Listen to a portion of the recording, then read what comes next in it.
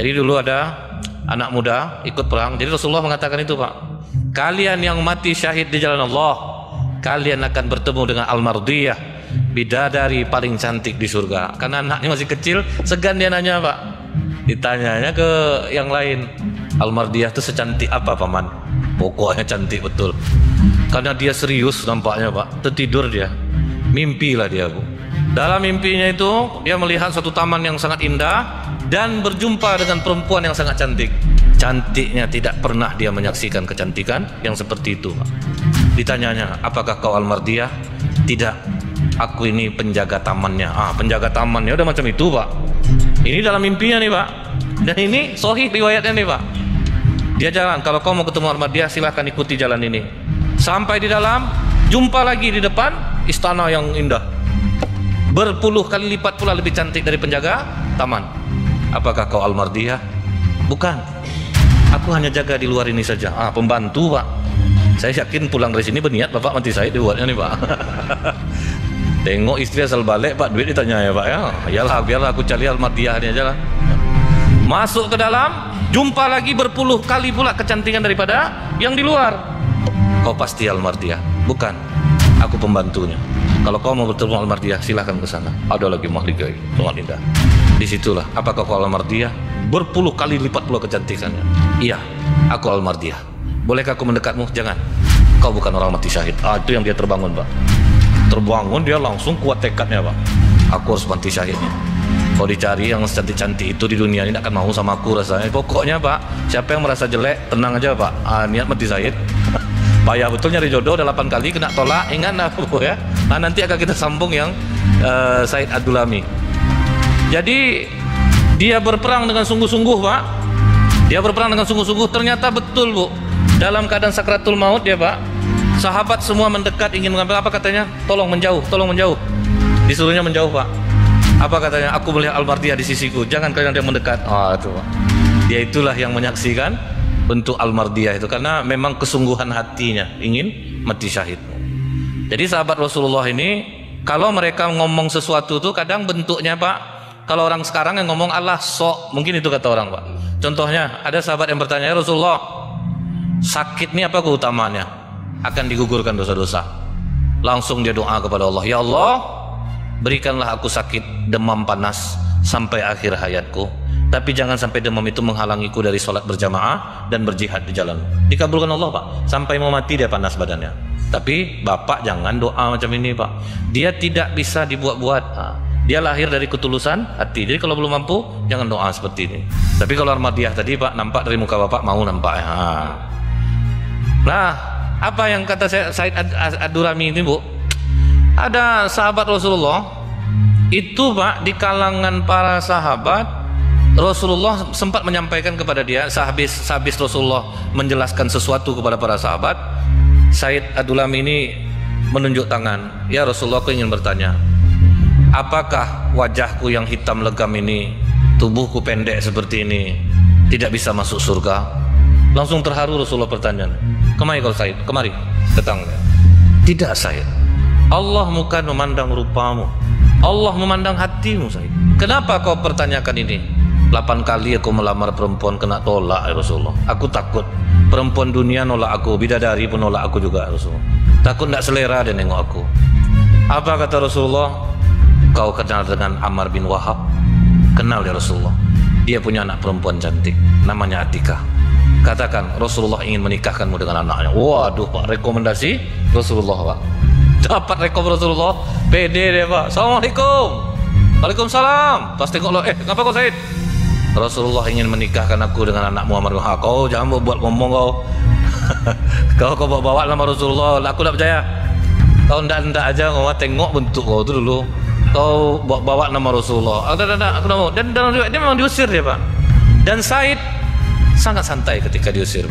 Kenapa? Dia sudah pengalaman ditolak 8 kali, Pak. Jadi pengalaman itu penting rupanya, Pak. Sabarnya, kalau sabar orang kita kan 3 kali, Bu. Ini tidak pernah putus asa, dia sampai 8 kali. Pulang dia, Said jalan, anak perempuan Ammar bin Wahab keluar. Ayah, aku mendengar Said diutus oleh Rasulullah untuk menikahi aku, ayah. Iya, katakan aku mau, ayah. Kalau Rasulullah yang merekomendasikannya, berarti Said bukan orang sembarangan. Cepat cepat ayah, jangan sampai turun ayat mengenai mulutmu tadi. Oh, langsung berlari Umar bin Khattab. Tapi sayang, Said udah sampai ke sisi Rasulullah. Bagaimana Said?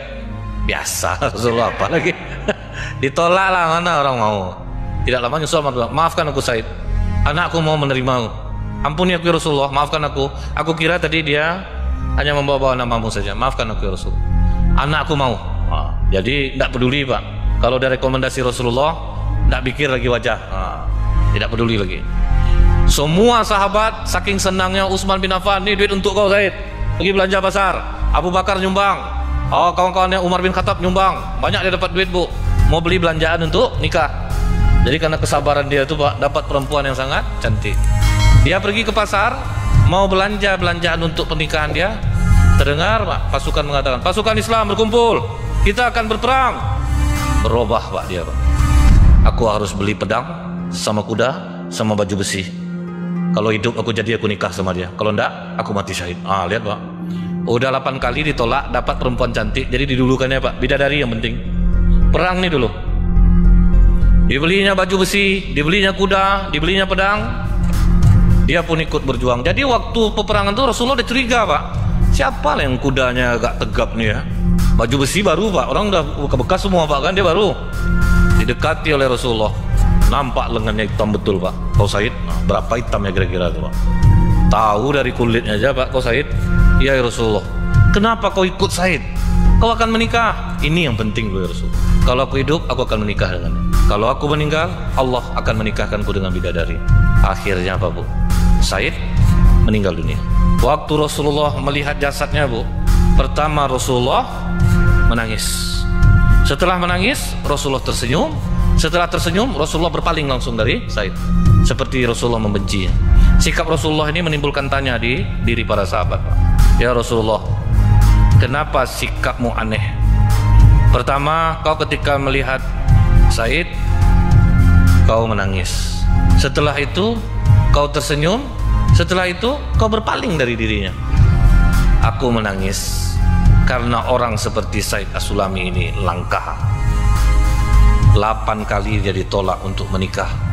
Dapat sekarang calon istri yang aku menyuruhnya, cantik jelita, tetapi dia dahulukan untuk berjihad di jalan Allah.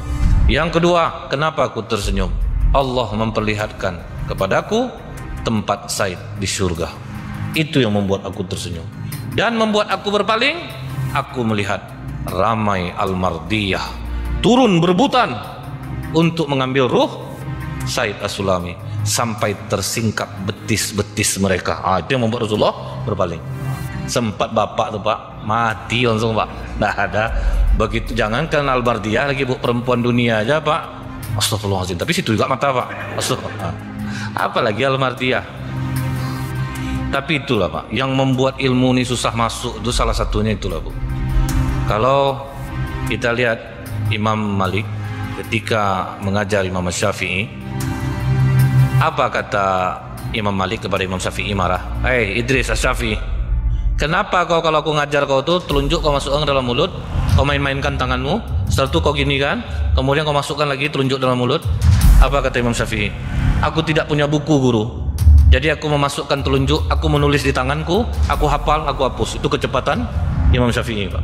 Gak usah banyak cerita kau, coba kau sampaikan apa yang kau ajarkan, dapat semua Pak. Itu kecepatannya. Maka kata Imam Malik, Idris, aku melihat kau diberikan Allah kecerdasan. Ilmu itu seperti madu yang mau dimasukkan ke dalam wadah. Wadah ini harus bersih dari kotoran, harus dicuci dulu, baru madu itu bisa masuk Pak. Maka kata Imam Syafi'i, Imam Malik, jangan sampai kau bermaksiat, karena kalau wadahnya kotor, madu ini tidak bisa masuk, harus dicuci dulu hatimu. Jangan kau sampai bermaksiat Syafi'i. Ternyata Pak, Imam Syafi'i pernah kehilangan hafalannya. Begitu hafalannya hilang, dia ngadu kepada Imam Malik, kenapa aku sulit betul untuk menghafal sekarang ini guru? Ilmu itu cahaya Syafi'i, dia hanya akan masuk ke dalam hati yang bersih. Mungkin kau ada bermaksiat belakangan ini. Kata Imam Syafi'i, mungkin juga guru, aku pernah tidak sengaja melihat kaki perempuan ketika dia naik kuda. Itu tidak sengaja melihat Pak. Ini kita bersengaja Pak. Makanya Pak, waktu dengar ceramah itu ingat semua Pak. Sampai di luar nanti, apa kajian Ustadz dari pokoknya tauhid lah, jihad di jalan Allah. Susah ngulangnya itu Pak, karena apa namanya ini Bu, wadah kita kadang masih kotor, kita masih ada iri hati, hasad dengki. Nah ini yang harus kita hilangkan. Saya takut nih, kadang berbunyi kadang enggak Pak. Udah 19:45, masih ada 10 menit lagi. Nah, jadi kalau kita lihat Bu, dari kisah yang berikutnya ini dari Abu Abdurrahman Abdullah bin Umar bin Khattab radhiyallahu an. Jadi dia ini pernah mendengar dari Rasulullah SAW. Ini hadis ini sudah masyhur kita dengar Pak. Pernah suatu waktu 3 orang mengadakan perjalanan. Sewaktu mereka dalam perjalanan ini, mereka berteduh di dalam gua. Di saat berteduh di dalam gua inilah Bu, batu gua itu jatuh menutupi mulut gua itu. Jadi salah satu di antara mereka bertiga mengatakan, tidak ada jalan lain. Kalau kita mau keluar dari gua ini, kita harus bertawassul kepada Allah. Tawassul ini apa Bu? Menceritakan amal baik yang paling ikhlas yang pernah kita lakukan seumur hidup kita Pak. Itu senjata terakhir kalau tidak ada jalan lain. Akhirnya yang pertama berdoa, ya Allah, aku ini seorang pemerah susu sapi. Aku pernah berjanji kepadamu ya Allah, aku tidak akan menjual susu sapi perahanku kepada siapapun. Aku tidak akan memberi kepada siapapun sebelum kedua orang tuaku mencicipinya terlebih dahulu. Pernah aku terlalu lama pulang ke rumah orang tuaku ya Allah. Penat aku mengetuk pintu rumah orang tuaku dan ternyata orang tuaku sudah tertidur. Maka aku bawa susu perahanku pulang ke rumah. Sampai di rumah istri dan anak-anakku menangis-nangis meminta aku memberikan minum susu itu kepada mereka. Karena aku pernah berjanji, aku tidak akan memberi, aku tidak akan menjual kepada siapapun sebelum kedua orang tuaku mencicipinya. Maka tidak aku berikan susu itu kepada anak dan istriku. Bila aku melakukan ini sebagai baktiku kepada kedua orang tuaku ya Allah, dan ikhlas karenamu, keluarkanlah kami dari kesempitan ini. Bergoyang langsung batu gua itu, tapi belum bisa keluar. Kemudian yang kedua kembali berdoa, ya Allah, aku ini seorang pengusaha. Pernah saking panjangnya antrian karyawanku, ada satu yang tidak sabar, kemudian dia tinggalkan gajinya. Gajinya itu aku niagakan, sehingga hasilnya menjadi berlipat ganda. Beberapa tahun kemudian dia datang, meminta gajinya dulu. Maka aku hadapkan dia kepada harta yang sangat banyak. Ini gajimu, ambillah. Jangan main-mainkan aku Tuhan, aku hanya butuh gajiku. Gajimu itulah yang aku buatkan untuk niaga. Ketika kau tidak sabar menunggu gajimu dulu, ambil ini semua untukmu. Dan dia ambil semuanya ya Allah, tanpa menyisakan sedikit pun untukku. Jika aku melakukan ini karena aku takut memakan harta orang secara tidak sah, dan ikhlas karenamu ya Allah, bukakanlah kami jalan keluar dari kesempitan ini. Bergoyang batu itu. Kemudian yang ketiga berdoa, ya Allah, aku pernah naksir dengan anak keponakan sepupuku, anak pamanku. Begitu cintanya aku kepadanya ya Allah, sampai suatu ketika dia terdesak kebutuhan dan datang menemuiku. Dia minta makan kepadaku ya Allah. Disitulah kesempatan aku mengatakan, aku mau memberimu makan asal kau mau tidur dengan aku. Dia katakan kepadaku ya Allah, takutlah engkau kepada Allah. Begitu namamu disebut ya Allah, bergetar hatiku. Aku tinggalkan dia beserta makanannya. Ambil ini makanan, bawalah. Bila aku melakukan ini karena aku takut bermaksiat kepadamu ya Allah, bukakanlah kami dari kesempitan. Terbukalah pintu itu semua ya, sehingga mereka semua bisa keluar. Di sini kita melihat Pak, betapa doa itu senjata yang paling mustajab Pak. Bapak dalam keadaan marah, pesan Rasulullah Bapak, berta'awuzlah, bacalah a'udzubillahi minasyaitonirrajim. Doa enggak tuh Pak? Doa Pak.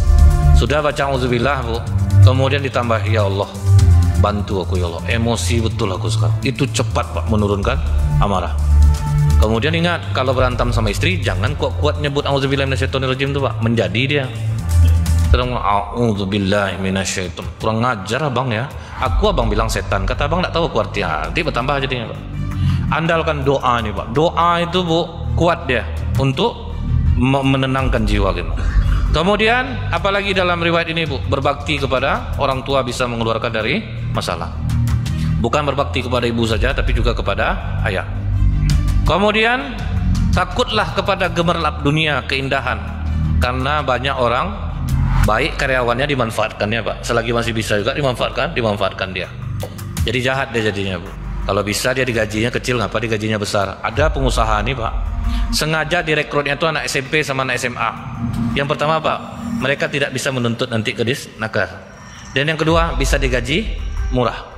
Ada pengusaha yang jahat seperti ini Bu, sengaja diambilnya orang-orang rendah, orang-orang yang bisa dia jajah. Sholat rajin, sholat rajin Pak, haji, umroh berkali-kali, tapi dia sengaja memanfaatkan orang. Jadi jangan sampai kita jadi pengusaha yang seperti ini, dimanfaatkan tenaga orang, dibayar dia tidak semestinya. Itu istilah bahasanya apa Pak? Dikasih mulutnya pakai pisang, ekornya ditusuk pakai besi panas, tapi dia tidak terasa lagi. Itulah kebanyakan, dan pengusaha muslim pun banyak yang melakukan hal ini. Kemudian yang berikutnya, seorang pengusaha harus membayar upah karyawannya tepat pada waktunya. Jadi jangan sampai ditunda-tunda dulu. Ini kadang Bu, masuk duit di depositokannya dulu Pak, udah sebulan baru dibayar gaji orang, kan lumayan Pak. Kalau sekian ratus miliar yang masuk deposito kan dapat lumayan. Makanya banyak orang Bu, terlambat gajinya keluar, rupa di deposit dulu Pak, kan lumayan hasilnya itu. Nah kemudian bertawasul ini Bu, kita menceritakan amal kita bertawasul itu hanya kepada Allah dengan nama dan sifat Allah. Jadi banyak-banyak muji Allah, itu namanya tawasul kepada Allah, baru kita minta doa. Kemudian tawasul kepada Allah ini dengan beramal soleh. Jadi jangan hanya mengandalkan ibadah solat, tapi juga banyak amal soleh. Itu bisa untuk menjadi perantara minta ke Allah. Kemudian minta kepada Allah, bertawasul kepada Allah, mentauhidkannya sebagai yang dimana dilakukan oleh Nabi Yunus alaihissalam. Jadi dia bertawasul kepada Allah. Kemudian kalau kita mau bertawasul kepada Allah, harus dinampakkan kebutuhan kita kepada Allah, harus nampak kelemahan kita. Dan tawasul kepada Allah bisa juga lewat doa orang soleh yang masih hidup, bukan yang mati. Tapi kebanyakan sebagian kita pergi ke kubur-kubur orang soleh, justru minta di kubur itu Pak. Jadi bertawasul kepada orang mati. Sahabat Rasulullah setelah Rasulullah meninggal, mereka bertawasulnya kepada siapa Pak? Kepada Ibnu Abbas Pak. Jadi tawasulnya pakai keluarga Rasulullah yang masih hidup, jadi tidak dengan Rasulullah SAW. Tapi yang jelas kalau kita banyak sholawat, nilainya tinggi di sisi Allah. Nah jadi bukan kepada orang mati. Subhanakallahumma bihamdika asyhadu an la ilaha illa anta astaghfiruka wa atubu ilaik. Assalamualaikum warahmatullahi wabarakatuh.